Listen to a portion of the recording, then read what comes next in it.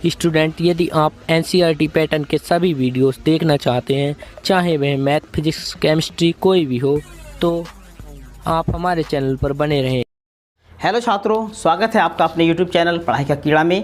प्यारे छात्रों, जैसे कि आपको विधिवत मैं आपको बताता आ रहा हूं और इस बार भी बता रहा हूं कि इस चैनल के माध्यम से आप सभी को एनसीईआरटी कोड यानी इंटरमीडिएट केमिस्ट्री भाग 1 पढ़ाया जा रहा है और इस भाग 1 को पढ़ाते पढ़ाते आपका रेस्पॉन्स हमें काफ़ी अच्छा मिल रहा है।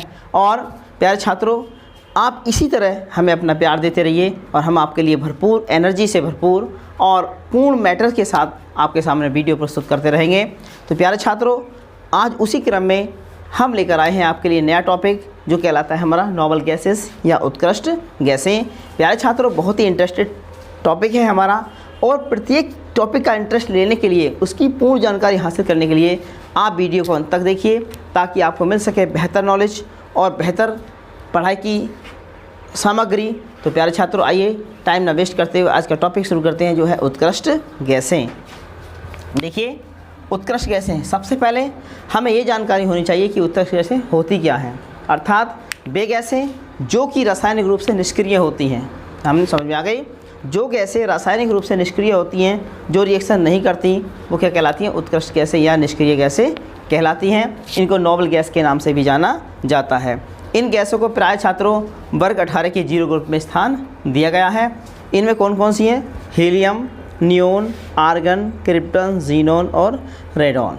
प्यारे छात्रों, एक बार फिर देखते हैं। Helium, neon, argon, krypton, xenon और रेडॉन। प्यारे छात्रों, हम अगर बात करें तो हमारा जो रेडॉन तत्व है वो प्रकृति में कैसा है? रेडियो एक्टिव एलिमेंट्स है जो कि रेडियम के विघटन से प्राप्त होता है। तो ये प्यारे छात्रों, आइए जानते हैं कि क्या होता है। सबसे पहले हेडिंग डालेंगे आप इंट्रोडक्शन अर्थात परिचय। देखिए, आवर्त सारणी के वर्ग 18 के 0 में, किसके 18 के 0 में प्यारे छात्रों कितने तत्व हैं? 6 तत्व हैं। कितने हैं? 6 तत्व। कौन कौन से? हीलियम है ना, नियोन, आर्गन, क्रिप्टन, जीनोन और रेडॉन। एक बार चेक करेंगे। आवर्त सारणी के वर्ग 18 में, 18 के 0 में कितने तत्व हैं? 6 तत्व हैं। कौन कौन से?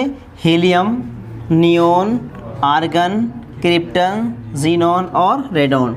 ये सभी तत्व उत्कृष्ट तत्व कहलाते हैं अर्थात निष्क्रिय तत्व कहलाते हैं। ठीक है। रासायनिक रूप से अगर मैं इनकी रासायनिक की बात करूं कि इनकी केमिकल प्रॉपर्टीज़ क्या है, तो रासायनिक रूप से ये सभी तत्व कहते हैं निष्क्रिय अर्थात रिएक्शन नहीं करते। साधारण ताप पर ये सभी गैसें हैं जो से हमने अभी आपको 6 तत्व बताए। साधारण ताप पर ये सभी के सब कैसे हैं? गैसें हैं, केवल किसको छोड़कर? रेडॉन को छोड़कर। इसलिए इनको निष्क्रिय या उत्कृष्ट गैसों के नाम से भी जाना जाता है। रेडॉन को छोड़कर ये सभी तत्व, ये सभी गैसें वायुमंडल में पाई जाती हैं। क्लियर? यानी किसको छोड़ करके? केवल रेडॉन को छोड़कर ये सभी गैसें प्रकृति में पाई जाती हैं या वायुमंडल में पाई जाती हैं। रेडॉन एक रेडियो एक्टिव एलिमेंट्स है। क्या है? रेडियो एक्टिव एलिमेंट्स है जो रेडियम के विघटन से प्राप्त होता है। तो ये थी हमारी निष्क्रिय गैसों का क्या इंट्रोडक्शन यानी परिचय। तो एक बार फिर रिवाइज करेंगे कि वर्ग 18 में इनको रखा गया है 0 ग्रुप में। ठीक है। 6 तत्व आते हैं, helium, neon, argon, krypton, xenon और रेडॉन। ये सभी रासायनिक रूप से निष्क्रिय होते हैं, अर्थात किसी से क्रिया नहीं करते। जैसे जैसे ये वायुमंडल में प्रचुर मात्रा में मिलते हैं यानी ट्रेस मात्रा में, लेकिन इन सभी में एक खासियत है जो हमारा सबसे लास्ट तत्व है रेडियन, वो कैसा है? रेडियो एक्टिव एलिमेंट्स है जो क्या नाम है? रेडियम के विघटन से प्राप्त होता है। You understand? Okay, written now. हाँ, तो प्यारे छात्रों, अभी आपने यह जाना कि उत्कृष्ट गैसों में कौन कौन से तत्व आते हैं, कितने तत्व आते हैं, क्या उनकी प्रॉपर्टीज़ है, क्या गुण हैं, कहाँ मिलते हैं, कहाँ नहीं मिलते, कैसे प्राप्त होते हैं। तो अब इन सब बातों को जानने के बाद हमारा जो नेक्स्ट आगे बढ़ने का जो क्रम आता है वो आता है उत्कृष्ट गैसों के सामान्य लक्षण या उत्कृष्ट तत्वों के सामान्य लक्षण। तो प्यारे छात्रों, आप अच्छी तरह जानते हैं कि ये तत्व रासायनिक रूप से निष्क्रिय होते हैं, अर्थात निष्क्रिय होने का मतलब है कि इनकी अंतिम कक्षा फुलफिल्ड होनी चाहिए अर्थात पूर्ण भरी होनी चाहिए। तो इसलिए इसकी सबसे पहला जो गुण होगा इलेक्ट्रॉनिक विन्यास होगा, इलेक्ट्रॉनिक कॉन्फ़िगरेशन होगा। तो आइए जानते हैं कि इनका इलेक्ट्रॉनिक कॉन्फ़िगरेशन कैसे होता है। तो आप हेडिंग डालेंगे इलेक्ट्रॉनिक उत्कृष्ट गैसों के सामान्य लक्षण, और उसमें सबसे पहला जो टॉपिक आएगा वो आएगा इलेक्ट्रॉनिक विन्यास या इलेक्ट्रॉनिक कॉन्फ़िगरेशन। ठीक है, देखिए उत्कृष्ट गैसों के भीतरी एवं बाह्य अर्थात भीतर के और बाह्य दोनों ही कोष पूर्ण भरे होते हैं। कैसे होते हैं? पूर्ण भरे होते हैं, इसलिए इनका इलेक्ट्रॉनिक विन्यास संवृत्त विन्यास कहलाता है अर्थात फुलफिल्ड विन्यास कहलाता है। इनका इलेक्ट्रॉनिक विन्यास निम्न प्रकार होता है। प्यारे छात्रों, आप जानते हैं कि सबसे पहला जो उत्कृष्ट गैस तत्व है वो हीलियम है, उसके बाद नियोन है, फिर आर्गन है, फिर क्रिप्टन है, फिर जीनोन है, फिर रेडोन है। क्लियर? अगर मैं बात करूँ हीलियम की तो इसके बाद हमारे में इसमें कितने इलेक्ट्रॉन? केवल 2 है, और ये 1s2 कक्षा में पूर्ण रूप से भर जाता है, इसलिए हीलियम की कक्षा पूर्ण भरी हुई है और ये भी अक्रिय गैस तत्व में आता है। कहीं कहीं ये देखा जाता है कि अष्टक नियम ये कहता है प्यारे छात्रों कि जिस तत्व की अंतिम कक्षा में 8 इलेक्ट्रॉन पूर्ण भरे होते हैं वो रासायनिक रूप से निष्क्रिय होता है। लेकिन मेरे प्यारे छात्रों, हमारे पास हीलियम के पास केवल 2 ही इलेक्ट्रॉन है, ये अष्टक नियम का पालन नहीं करता, लेकिन इसके पास 2 ही इलेक्ट्रॉन है अर्थात S जो इसकी कक्षा है वो पूर्ण भरी होती है, इसलिए इसको अक्रिय नाम भी दे दिया गया है। बात आती है नियोन की। नियोन का परमाणु क्रमांक कितना होता है? 10। कितना होता है? 10। तो प्यारे छात्रों 1s2 2s2 2p6 2 और 2 4 6 10, यानी अंतिम कक्षा में कितने इलेक्ट्रॉन हो गए? 6 और 2 8, अर्थात ये भी रासायनिक रूप से निष्क्रिय होगा। बात आती है आर्गन की। आर्गन का परमाणु क्रमांक कितना है? 18। कितना होता है? 18, अर्थात 1s2 2s2 2p6 3s2 3p6 2 2 4 6 10 2 12 6 18, अंतिम कक्षा में 4 और 2 6 और 2 8, अर्थात अंतिम कक्षा में कितने इलेक्ट्रॉन है? 8। अष्टक नियम का पूर्ण पालन, अर्थात यह भी रासायनिक रूप से निष्क्रिय है। क्लियर? फिर आता है क्रिप्टन। क्रिप्टन का परमाणु क्रमांक होता है कितना? 36। कितना? 36। तो देखते हैं इलेक्ट्रॉनिक विन्यास है 1s2 2s2 2p6 3s2 3p6 3d10 4s2 4p6। तो देखो 4p6 अर्थात अंतिम कक्षा में 2 और 4 6 8 इलेक्ट्रॉन उपस्थित है, इसलिए यह भी रासायनिक रूप से निष्क्रिय गैस तत्व कहलाएगा। इसके बाद आती है जीनोन। इसका परमाणु क्रमांक कितना होता है? 54, यानी 54। इलेक्ट्रॉनिक कॉन्फ़िगरेशन देखते हैं 1s2 2s2 2p6 3s2 3p6 3d10 4s2 4p6 4d10 5s2 5p6, अर्थात 2 और 6 8, अंतिम कक्षा में कितने इलेक्ट्रॉन हो गए? 8। तो यह भी रासायनिक रूप से निष्क्रिय अर्थात उत्कृष्ट गैस कहलाएगा। बात आती है रेडोन की। रेडोन, इसका परमाणु क्रमांक कितना होता है? 86। कितना होता है? 86। तो 2 1s2 2s2 2p6 3s2 3p6 3d10 4s2 4p6 4d10 4f 14 5s2 5p6 5d10 6s2 6p6, अर्थात अंतिम कक्षा में 2 और 6 8 इलेक्ट्रॉन। तो यह तत्व भी हमारा कैसा है? अंतिम इलेक्ट्रॉन रखता है 8, तो इसलिए ये भी तत्व कैसा? निष्क्रिय होगा। तो आप देखते हैं कि इनकी अंतिम कक्षा और उससे बाहरी कक्षा, या कह सकते हैं कि बाहरी कक्षा और भीतरी कक्षा दोनों ही पूर्ण रूप से भरी हैं, इसलिए ये सभी तत्व रासायनिक रूप से निष्क्रिय कहलाएंगे, उत्कृष्ट कहलाएंगे। ऐसा इसके इलेक्ट्रॉनिक विन्यास से पूर्ण रूप से हमें पता चलता है, जो आप अच्छी तरह देख रहे हैं। अंडरस्टैंड? Okay, written now. हाँ, तो प्यारे छात्रों, इसके बाद आता है हमारा जो इसका लक्षण है नंबर 2। कौन सा? नंबर 2, जिसका नाम है आयनन ऊर्जा। क्या होती है? आयनन ऊर्जा। देखिए क्या होता है आयनन ऊर्जा में? समृद्ध कोश इलेक्ट्रॉनिक विन्यास के कारण अर्थात क्लोज इलेक्ट्रॉनिक कॉन्फ़िगरेशन होने की वजह से, इसका मतलब यह है कि जब इनकी कक्षाएं पूर्ण रूप से भरी होती हैं अर्थात कक्षा पूर्ण रूप से फुलफिल्ड होती है, तो ऐसे विन्यास को संवृत्त विन्यास या संवृत्त इलेक्ट्रॉनिक विन्यास कहते हैं। और आप देख रहे हैं कि इन सभी में अक्रिय गैस तत्वों में संवृत्त इलेक्ट्रॉनिक विन्यास पाया जाता है ना? तो क्या है? संवृत्त कोश इलेक्ट्रॉनिक विन्यास के कारण उत्कृष्ट गैसों की आयनन ऊर्जाएं उच्च होती हैं। क्या होती हैं? उच्च होती हैं, अर्थात ऊंची होती हैं। वर्ग में नीचे ऊपर से, जैसे हम वर्ग में ऊपर से नीचे की ओर चलेंगे अर्थात helium, neon, argon, krypton, xenon, radon चलेंगे, तो क्या होगा? आयनन ऊर्जाएं घटती हैं, अर्थात आयनन ऊर्जाओं में लगातार घटत होती है। क्लियर? क्योंकि परमाणु त्रिज्याएं बढ़ती हैं। जैसे जैसे परमाणु क्रमांक बढ़ता है उनकी परमाणु त्रिज्याएं बढ़ती हैं, और जब परमाणु त्रिज्याएं बढ़ती हैं तो उनकी आयनन ऊर्जा घटती है। यही कारण होता है कि अक्रिय गैस तत्वों या नोबल गैसेस या उत्कृष्ट गैसों की आयनन ऊर्जाएं होती तो उच्च हैं, लेकिन जैसे जैसे वर्ग में ऊपर से नीचे की ओर चलते हैं आयनन ऊर्जाओं में कमी आती जाती है। क्लियर? देखेंगे ये तत्व है हमारा, कौन कौन से तत्व हैं? Helium, neon, argon, krypton, xenon, radon. और इनकी आयनन ऊर्जाएं क्या है? देखिए 2372 है इसकी, इसकी 2081 है, आर्गन की 1520, क्रिप्टन की 1351, जीनोन की 1170 और रेडॉन की 1037 है। क्लियर? तो इसका मतलब ये है कि जैसे जैसे हम वर्ग में ऊपर से नीचे की ओर आते हैं तो क्या होता है? आयनन ऊर्जाओं में कमी आती है। क्लियर? Okay, written now. देखिए इसके बाद हेडिंग डालेंगे नंबर 3। कौन सा? नंबर 3। हाँ, तो इसके बाद आता है हमारा नंबर 3 वैन डर वाल रेडियस। क्या आती है? वैन डर वाल त्रिज्याएं। देखिए उत्कृष्ट गैस तत्व जो हैं इन तत्वों में वैन डर वाल त्रिज्याएं पाई जाती हैं, है ना। इससे पहले जितने भी नॉर्मल एलिमेंट्स हमने आपको पढ़ाए उनमें वैन डर वाल त्रिज्याएं नहीं पाई जाती थी, लेकिन इन एलिमेंट्स में वैन डर वाल त्रिज्याएं पाई जाती हैं। तो उत्कृष्ट गैस तत्वों में वैन डर वाल त्रिज्याएं पाई जाती हैं। इनमें वैन डर वाल त्रिज्याएं होने के कारण इनकी त्रिज्याएं बड़ी होती हैं। कैसी होती हैं? बड़ी होती हैं। और वर्ग में ऊपर से, कहाँ से?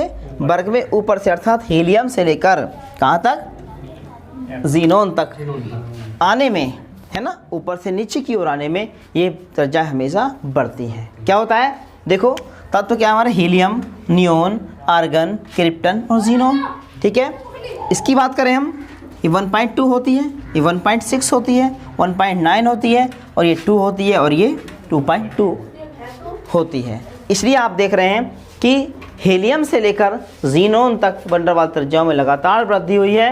अर्थात हम कह सकते हैं कि वर्ग में ऊपर से नीचे की ओर आने पर वैन डर वाल त्रिज्याओं में पर्याप्त वृद्धि होती है, अर्थात इनकी वैन डर वाल त्रिज्याएं बड़ी होती हैं। अंडरस्टैंड? Okay, written now.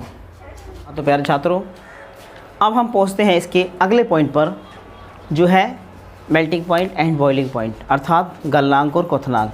प्यारे छात्रों, अच्छी नॉलेज पाने के लिए या अच्छा ज्ञान लेने के लिए, अच्छी समझने के लिए वीडियो को अंत तक देखिए, क्योंकि आप जब अंत तक देखेंगे तभी आपको पता चल पाएगा कि इस टॉपिक में आखिर क्या पढ़ाया गया, क्या एग्जामिनेशन के लिए मोस्ट है, क्या हमारे लिए उपयोगी है, क्या अनुपयोगी है। अतः मैं बार बार कहूँगा कि आपसे अगर आप वीडियो लास्ट तक देखना चाहते हैं तो अभी आपको कुछ मिलेगा, उससे पहले कुछ नहीं मिल पाएगा। इसलिए आप वीडियो को पूरा देखें, शुरू से लेकर अंत तक देखें, तभी आप अच्छी तरह नोट्स तैयार कर पाएंगे। तो प्यारे छात्रों, टाइम वेस्ट ना करते हुए आइए जानते हैं इस टॉपिक में क्या है। देखिए गलनांक और क्वथनांक, अर्थात गलनांक आप जानते हैं वह तापमान जिस पर कोई भी पदार्थ गलना शुरू करता है या पिघलना शुरू करता है वो क्या कहलाता है? उसका गलनांक कहलाता है या मेल्टिंग पॉइंट कहलाता है। और बात आती है क्वथनांक की। अगर मैं क्वथनांक की बात करूं तो प्यारे छात्रों, क्वथनांक क्या होता है? यानी जिस पर कोई द्रव पदार्थ उबलना शुरू करे, है ना, जिस पर कोई द्रव पदार्थ उबलना शुरू करे वह उसका क्या कहलाता है? क्वथनांक कहलाता है, अर्थात बॉइलिंग पॉइंट कहलाता है। अंडरस्टैंड? तो जानते हैं सामान्यतः अक्रिय गैसों के तत्वों के, अक्रिय गैस तत्व कौन कौन से हैं? Helium, neon, argon, krypton, xenon और रेडॉन, है ना। तो अक्रिय गैस तत्वों के गलनांक व क्वथनांक उच्च होते हैं। कैसे होते हैं? उच्च होते हैं।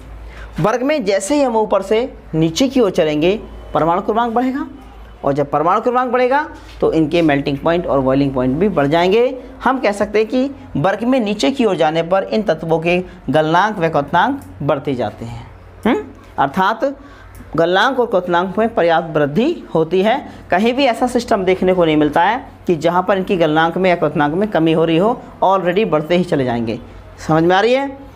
इन तत्व, सभी तत्वों में हीलियम हमारा पहला तत्व है, का क्वथनांक सबसे कम होता है।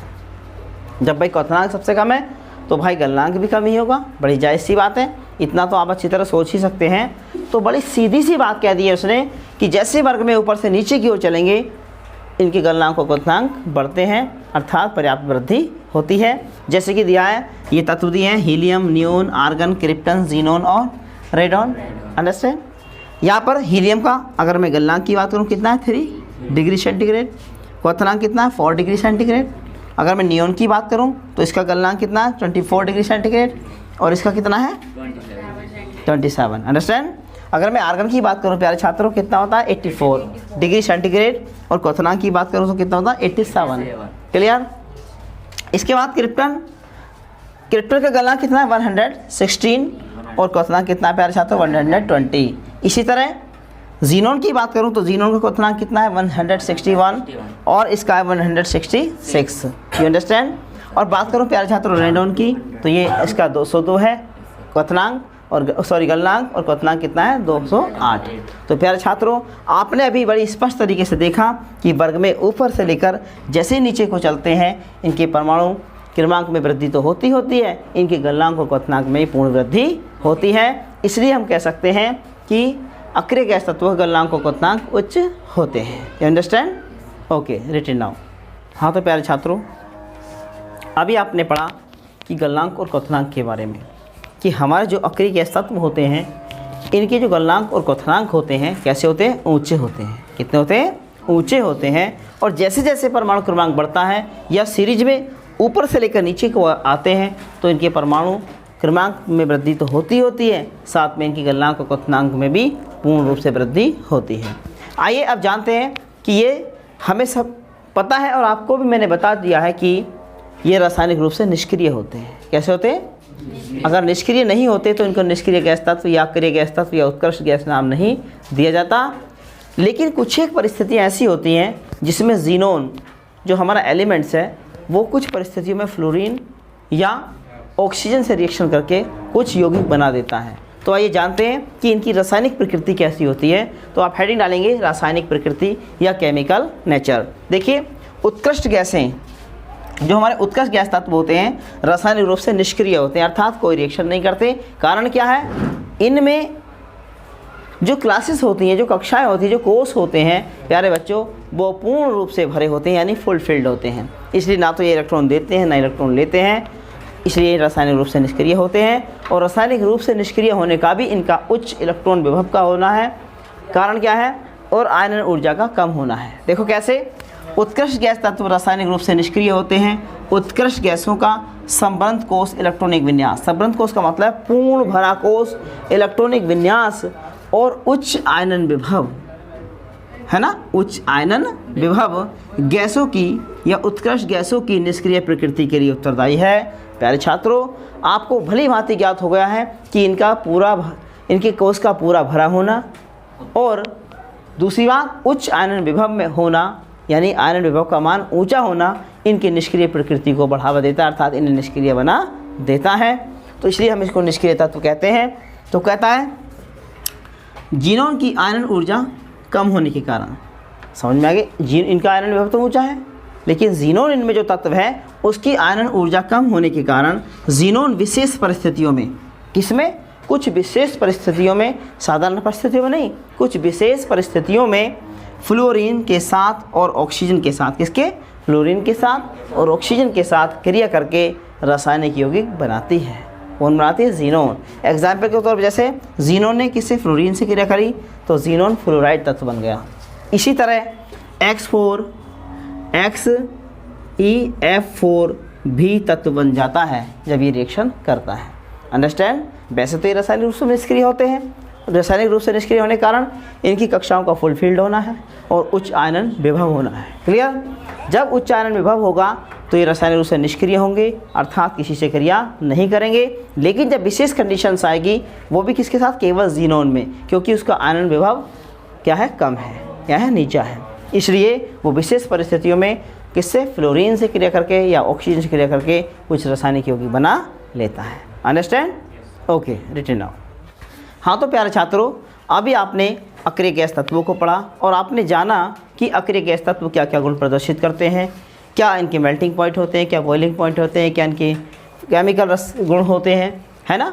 और इसके बाद प्यारे छात्रों एक नया विषय बन जाता है हमारा कि आखिर जो हमने अक्रिय गैस तत्व पढ़े हैं इनका हमारे लिए उपयोग क्या है या हमारे दैनिक जीवन में उपयोग क्या है। तो प्यारे छात्रों आइए जानते हैं इन अक्रिय गैस तत्वों का उपयोग, अर्थात तत्वों के उत्कृष्ट गैसों के उपयोग।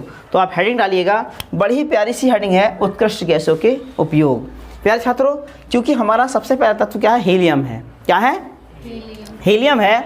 तो सबसे पहले हम हीलियम के उपयोग को जानेंगे। तो जानते हैं हीलियम बहुत हल्की होने के कारण इन सभी गैसों में सबसे हल्का कौन होता है, हीलियम होती है। इसका उपयोग गुब्बारों में आपने देखे होंगे छोटे छोटे बच्चे गुब्बारे लेते हैं और आसमान में वो सीधे उड़ते रहते हैं, है ना। अगर बच्चे के हाथ से ज़रा सा भी छूट जाए तो प्यारे छात्रों तुरंत आसमान में चला जाता है। क्लियर, यानी बहुत हल्की होने के कारण वो आराम से उड़ जाता है ऊपर को। तो इसका उपयोग क्या होता है, गुब्बारों में भरने में तथा हवाई जहाज़ के टायरों में भरने में उपयोग किया जाता है। किसका, हीलियम का। आप जानते हैं जब टायर पे वजन ज़्यादा होगा तो उसको दिक्कत आएगी उड़ने में, लेकिन प्यारे छात्रों हमारी जो अक्रिय गैस हीलियम है इसका उपयोग टायरों में भरने के लिए किया जाता है। किसके, हवाई जहाज़ के और गुब्बारों के। ठीक, अब आता है दूसरा तत्व नियोन। नियोन को आपने पढ़ा, परमाणु क्रमांक 10 होता है। तो ये क्या है, नियोन का उपयोग दीप्ति उत्पन्न करके, है ना। दीप्ति का मतलब है प्रतिदीप्ति उत्पन्न करके, जैसे कि चमक उत्पन्न करते हैं। और कोहरा जो होता है हमारा, जो सर्दियों के मौसम में बहुत ज़्यादा आ जाता है, उसको भेद करके स्पष्ट देखने में इसका उपयोग किया जाता है। क्लियर। बात आती है हमारे आर्गन। परमाणु क्रमांक 18 होता है ना। और क्या है, आर्गन का उपयोग बल्बों, जो हमारे घरों में बल्ब जलते हैं, ट्यूबलाइट्स जलती हैं, एलईडी बल्ब जलते हैं, इनमें भरा जाता है, जिससे कि अक्रिय वातावरण उत्पन्न हो जाए और जो तंतु है उसके अंदर लगा हुआ फिलामेंट है वो ऑक्सीजन से रिएक्शन ना करे और आराम से प्रतिदीप्ति उत्पन्न करता है, अर्थात जलता रहे। क्लियर। तो आर्गन का उपयोग विद्युत बल्बों में, ट्यूबलाइट्स में भरने में किया जाता है। क्लियर। बात आती है क्रिप्टन। क्रिप्टन विसर्जन नलियों में भरी जाती है, जैसे कि विद्युत विसर्जन करके इलेक्ट्रॉन की खोज की गई थी। ऐसी विसर्जन नलियों में भरने का जो काम होता है वह कौन सी गैस होती है, क्रिप्टन होती है। इसके बाद जीनोन और रेंडोन आती है प्यारे छात्रों। रेंडोन हमारी इतना कोई खास उपयोग नहीं है, वह तो स्वयं क्या है, रेडियो एक्टिव एलिमेंट्स होता है। तो ये थे हमारे प्यारे बच्चों क्या नाम है, उत्कृष्ट गैसों के उपयोग, है ना।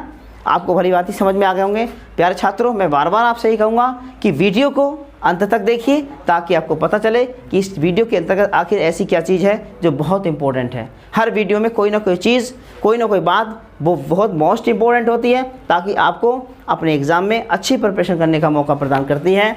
तो मैं बार बार यही कहूँगा कि अच्छी वीडियो है, सभी को बार बार पूरा देखना चाहिए और पूरी वीडियो देखने से कुछ मिलता है। तो प्यारे छात्रों यहाँ पर ये टॉपिक हमारा फिनिश होता है। अगर आपको ये वीडियो पसंद आए तो हमारे चैनल को सब्सक्राइब करें, लाइक करें, कमेंट्स करें और वीडियो को बार बार देखें। इसी आशा के साथ मिलते हैं नेक्स्ट वीडियो में नए टॉपिक के साथ आपके सामने फिर हाजिर होंगे। तब तक के लिए tata, bye bye, take care.